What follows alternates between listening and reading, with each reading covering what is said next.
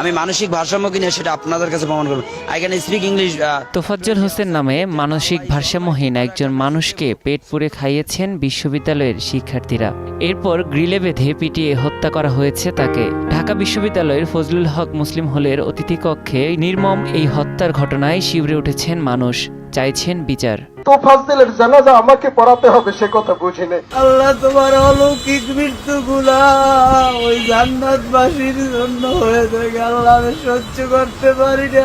বুয়েটের শিক্ষার্থী আবরার ফাহাদকে যেভাবে হত্যা করা হয়েছিল ঠিক একইভাবে তোফাজ্জল হোসেনকেও পিটিয়ে হত্যা করা হয়েছে বলে জানিয়েছেন নিপীড়ন বিরোধী শিক্ষার্থীরা।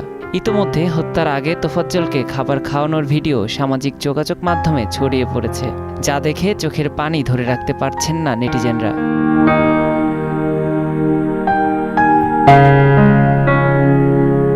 তোফাজ্জলকে পিটিয়ে হত্যার ঘটনা যদি তার মা দেখতেন তাহলে তিনি কি করতেন? ছেলেকে বাঁচাতে পারছিলেন না দেখে কি চূড়ান্ত অসহায় বোধ করছিলেন সেই মা? সামাজিক মাধ্যমে দেয়া এক স্ট্যাটাসে এমনটাই প্রশ্ন তুলেছেন নির্মাতা আশফাক নিপুণ।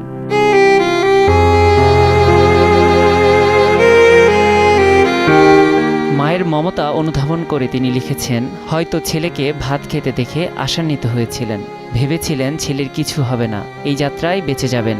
পরবর্তীতে নির্যাতনের মাত্রা দেখে হয়তো আল্লাহর কাছে ফরিয়াদ করেছিলেন ছেলেটার যেন মৃত্যু হয়, ছেলেটা যেন আর কষ্টের ভেতর দিয়ে না যায়। পৃথিবীতে আমার সবাই কষ্ট দিয়েছে, আমার কষ্ট ছাড়া আমি কিছু পাইনি। তোফাজ্জলের পাশাপাশি বুয়েটের আবরার ফাহাদ, পেশায় দর্জি বিশ্বজিৎ দাস, রাজশাহীর পঙ্গু মাসুদ, গোপালগঞ্জের দিদারের মায়ের কষ্টও ব্যথিত করেছে এই নির্মাতাকে। সন্তানদের মৃত্যুর সময় এই মায়েরা সামনে থাকলে কি করতেন সেসব বিষয় ভাবিয়ে তুলেছে তাকে।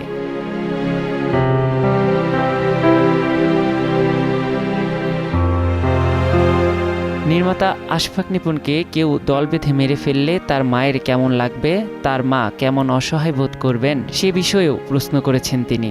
অন্যরাও কি বিষয়টি ভাবেন জানতে চান নির্মাতা। বর্বরতা ঢাকা ইউনিভার্সিটির মতো যদি ছেলেরা করে তাহলে যাওয়ার জায়গাটা কোথায়? মানুষকে এইভাবে মারবে। মব জাস্টিসের বাহানায় এমন জঘন্য হত্যাকাণ্ডের পুনরাবৃত্তি দেখতে চান না সাধারণ মানুষ।